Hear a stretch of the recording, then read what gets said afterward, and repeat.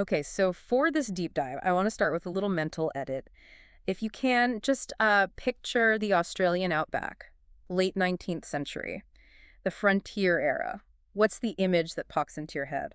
I think for most people, it's, the classic archetype. You're picturing a drover on horseback, a swag man, probably endless flocks of sheep. That classic red dirt landscape, very Anglo-centric. Exactly. It's the man from Snowy River image, a very rugged, individualist kind of picture. Right.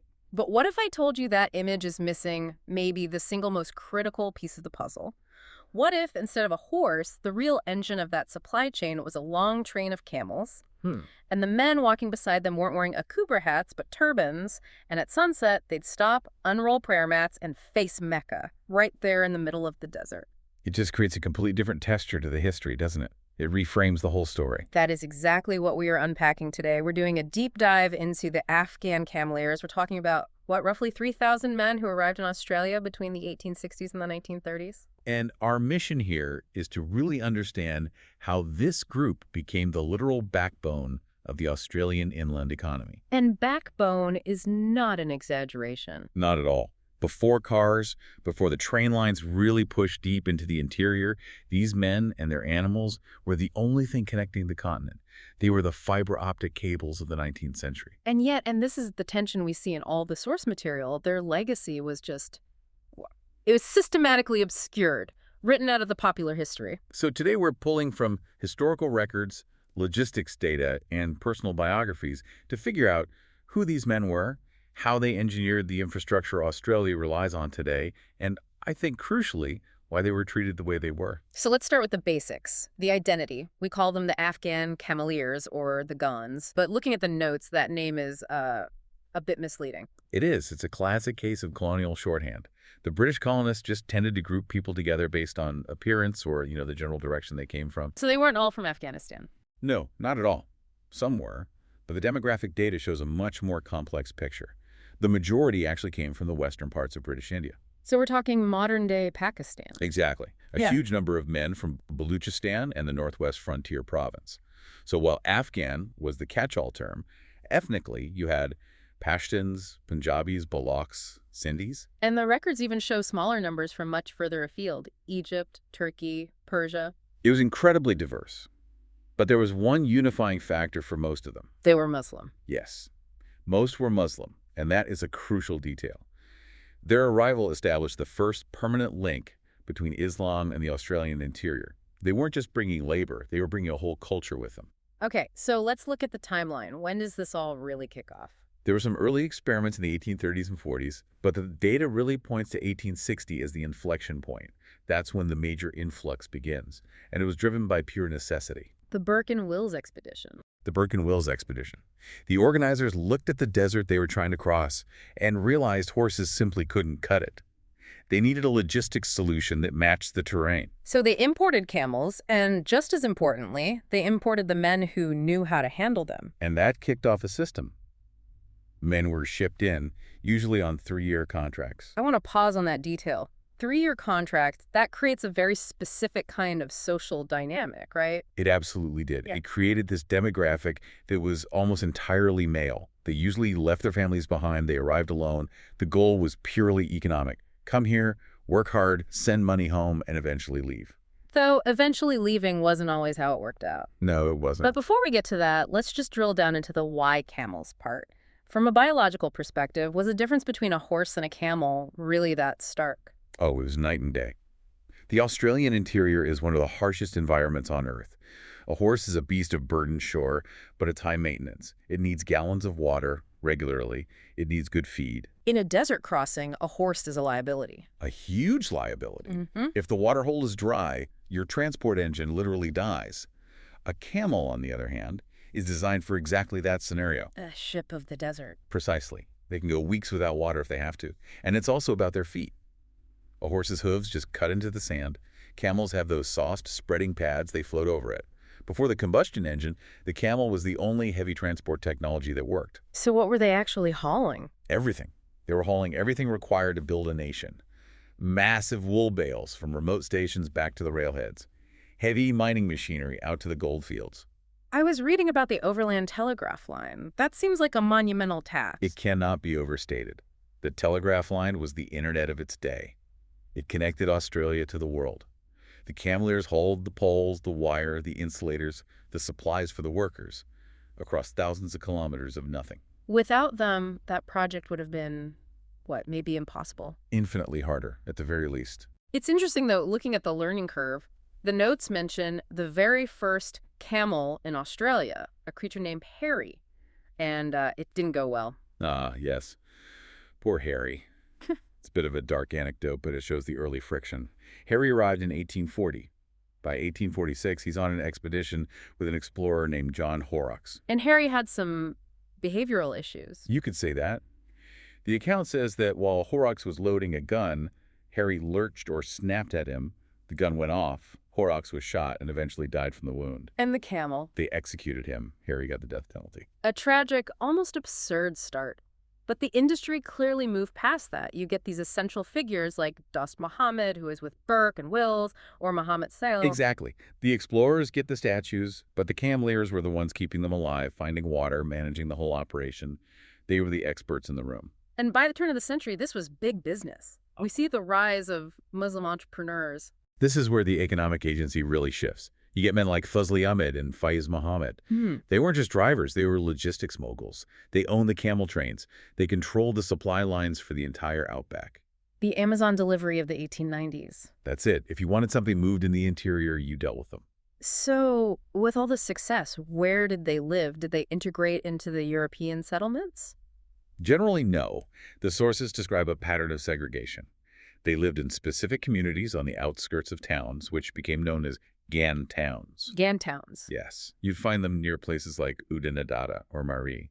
Maree in South Australia is a really interesting case. It was nicknamed Little Asia or Little Afghanistan. Little Asia in the middle of the desert. That implies a real cultural density. It was a hub. Yeah. And because they were there for long periods, they built their own infrastructure, specifically religious infrastructure. They built Australia's first mosques. The notes mention a simple mud and tin structure in Maree as early as 1861. That was a first.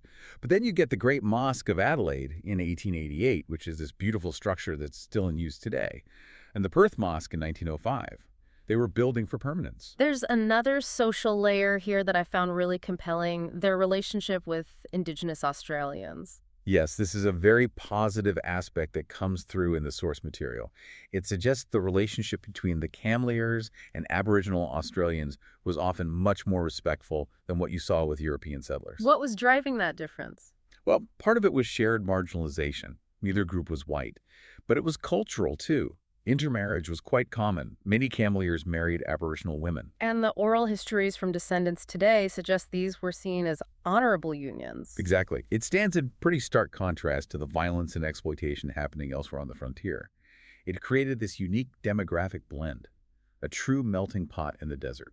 So we have this thriving economy, essential infrastructure, but then the political climate shifts. The white Australia sentiment is growing. How did that hit the Cameleers? It hit them with devastating force. You can track it in the newspapers. During droughts, they were hailed as saviors. They saved towns like Cunnamulla from starvation because horses just couldn't make the trip. They were indispensable. But once the emergency passed... The narrative flipped. They became cheap labor curses, economic competitors to the white bullock drivers. And in that era, economic anxiety always turned into racial legislation. We see laws passed in 1895 in Western Australia banning them from mining. And they justified it with fabrications. They accused the Cameleers of polluting water holes, which the historical record shows just wasn't true. It was a convenient lie to demonize them. And then comes the big one, the Immigration Restriction Act of 1901. This was the legal backbone of the white Australia policy. For the Cameleers, it was catastrophic. It made naturalization, becoming a citizen, impossible for many of them. So you could live there for 30 years, build the country's infrastructure, and still not be a citizen. Okay. And it had a trapdoor. If they went home to visit family, the act could be used to stop them from re-entering Australia. It trapped them. The case study of Abdul Wade really puts a human face on this. Oh, it's heartbreaking. He did everything right by the standards of the time. He was a huge success. He owned a massive camel station, he was wealthy, he assimilated, he dressed in European clothes, sent his kids to private schools. He even offered his entire stock of camels to the government for World War I. He tried to be a patriot, but it didn't matter. The sources show he was ridiculed in the press, marginalized by business interests. They attacked him because he was successful. Eventually, he was forced to sell up and leave. That pressure cooker environment eventually boiled over. The Battle of Broken Hill in 1915. That's the extreme end of the persecution. Two men, Mullah Abdullah and Gul Bacha Muhammad, opened fire on a picnic train. They killed 4 people before being killed themselves. Shocking event. It was horrific. But the archives provide context. Mullah Abdullah wasn't just some random attacker. He was an ice cream vendor who had been repeatedly fined, harassed, and marginalized by local authorities. It doesn't justify it, but it illustrates the desperate corner these men were backed into. So you have the legislative attacks, the social racism, but technology was really the final blow, wasn't it? That was the inevitable end. By the 1920s and 30s, you get the truck. The Ford truck finally catches up to the camel. Yep. The truck doesn't need to rest. It doesn't need water, and it carries more. The camel trains became obsolete almost overnight. Which leads to this really strange chapter in Australian environmental history. What happened to all the camels? Well, the police instructions were brutal. They were often ordered to shoot the animal. Same them, after everything. That was the order. But many of the Cameleers refused. These animals were their companions. So instead of shooting them, they just opened the gates. They released them into the wild. And that's why Australia now has one of the largest populations of feral camels in the world. Yes, they are the direct descendants of those working animals. It's like a living ghost of that entire industry. It is. And speaking of ghosts and names, we have to talk about the Ghan. The famous luxury train, Adelaide to Darwin. I think most people assume it was named to honor these men. That is what the modern marketing brochures will tell you. A tribute to the pioneers. But the source material tells a different story. A much more ironic and frankly cynical story. Yeah. The train was originally nicknamed the Afghan Express back in 1923. But it wasn't a compliment. It was a joke. It was a joke, possibly a slur. It started because a railway man saw a Muslim passenger get off the train to pray. The name stuck as a way to mock how slow and primitive the service was. So the most famous tribute to them is actually a rebranded insult. Essentially, yes. It was only in the 1960s that a marketing executive decided to spin it as a tribute. It was fiction, but it became accepted folklore because it's a much nicer story for the tourists. That just sums up the whole experience. Used, abused, and then rewritten to fit a more palatable narrative. It does. Are there other physical traces left in the landscape besides the camels? There are biological markers, date palms. You can often find these groves of date palms growing near old water holes. They were planted by the Cameleers as a food source. They're still there. And Researchers have found evidence of Sufism mystical Islam out there. Prayer beads, texts, letters left behind in old mosques. It shows this rich, complex spiritual life that most of white Australia was completely oblivious to. So let's step back. We have this incredible arc. Men imported as tools, effectively. They build the country. They create unique communities. And then, thanks to policy and technology, they're erased. It's a classic example of invisible history. You know the famous poet Banjo Patterson, Waltzing Matilda? Of course. The voice of the bush. The very one. He spent time in places like Bourke when the Cameleers were everywhere. But if you read his work, they are almost entirely absent. He wrote them out of the national mythology because they didn't fit the image he wanted to project. That's the ultimate frustration. By any definition, they were the Australian Bushmen. They were surviving out there better than anyone. We were making it possible for the others to be there at all. Well, this has certainly shifted my perspective. The Outback isn't just sheep and horses. It's date palms, prayer mats, and camels. It's a much richer, more complex tapestry than we're usually told. Before we wrap up, here's a final thought for you to carry with you.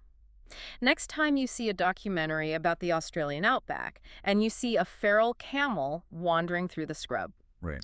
don't just think of it as a pest or an invasive species. Think of it as a living monument, a breathing statue for the thousands of men who were forced to leave, but whose legacy literally refused to die. A legacy that's still wandering the desert today.